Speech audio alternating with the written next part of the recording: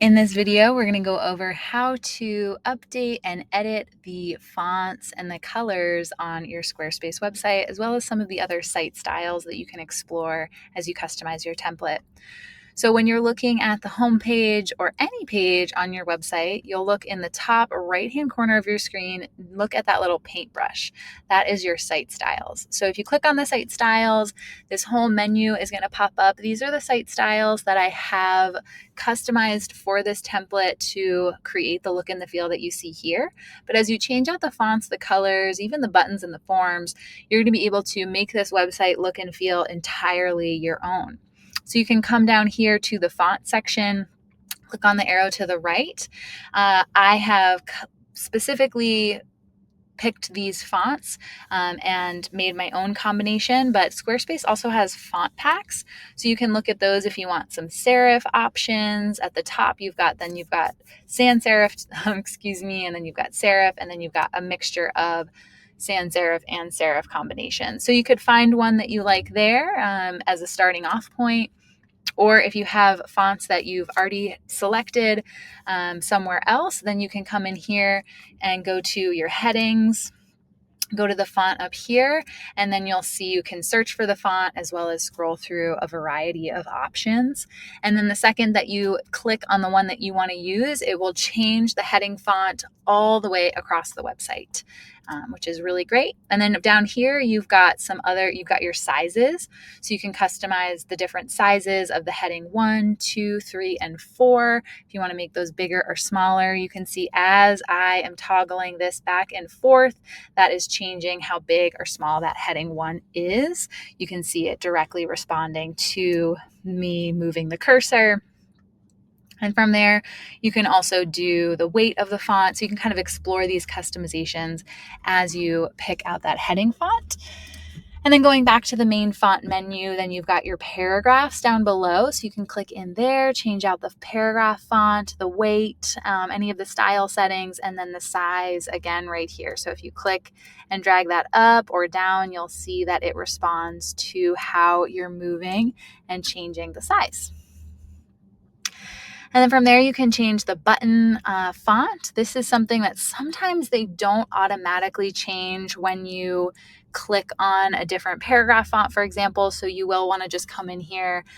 For example, if you change and pick a different paragraph font, then you might want to come in here and then change out the button fonts as well. So you will just click on the name and then select the one that you want to use, changing out the text transform, the spacing of it, all that good stuff as you wish. From there, there's some miscellaneous styles, or if there's something that's on the site that you can't seem to change, but you really want to, you can assign the style down here, and that just brings up all of the different styles that are on the website for each different block that you'll find on the site, and then you can customize that. So that's like drilling even deeper. You probably won't get to that step, but just wanted you to know that's there. And then from that main site styles menu, you've also got your colors. With the colors, if you click in here, you'll see that there is a multitude of color themes on this website. You will edit the palette at the top and then change out these colors here. So you'll click on one and then copy the hex code in here. You can also select from a preset. They can create a color palette for you by dragging and dropping an image in here, or from a one color, you can kind of create a palette from there. So you'll add in your hex codes. I recommend keeping this white or really light. The second one here is the second lightest color. So maybe an off-white if you want, or some kind of lighter color. The middle one is the main color. So that's going to be really like the default color for a lot of these settings. From here, then we want to get into one darker color, and then this one all the way over to the right. I recommend having that being the main paragraph text color, or the darkest color that you want to see on the website. So just finding that main color, a darker version of it, or a darker color that pairs well with it. And then you've got a lighter color that goes well with the white or kind of creates a nice palette overall. Okay. And then as you change out this palette, then if you go back, all of these color themes are going to change so they'll match that palette, which is super cool. And then it's going to change out all of the colors on your website as well. In the right-hand corner, you can see on the website right here, this lightest one, that's the color theme that has been assigned to that section on this page of your Squarespace website. We'll get into that a little bit more as we go through editing the pages on the site a little bit deeper.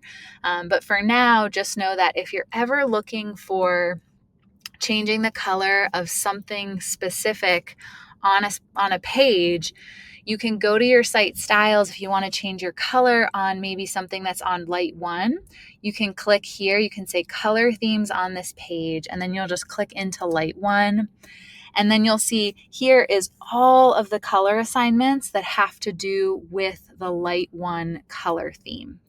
And something that I really love about this menu on Squarespace is that you can just click and hover over the section that you're working on, and you'll see that a light blue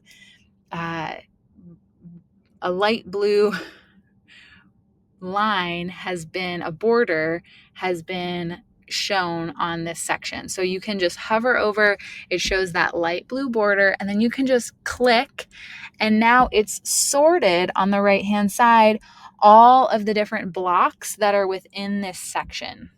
So you'll see there's an extra large heading, a large heading, so that's showing you all the headings, the paragraphs, and then as well as the primary button, because you can see there's a primary button here, and then this image block. So if you had an overlay on this picture, then that's an option as well.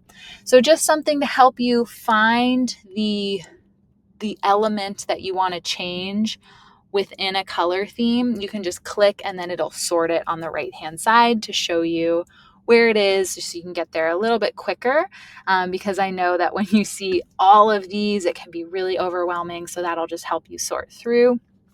But you can also just scroll through and find what you're looking for.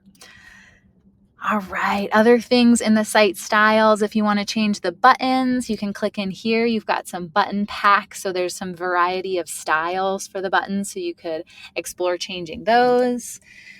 And then it will drill into the primary, secondary, and tertiary settings. So all of these buttons can be customized even further, or you can just keep them as is because they look great as is as well. The forms section here, so you can click into the forms, change any of the settings if you add a form on this website, or change the one on the contact page. You can change the field shape, add a border or not, add some padding. So there's all different kinds of things that you can do to the form to make it look and feel like your own if you'd like.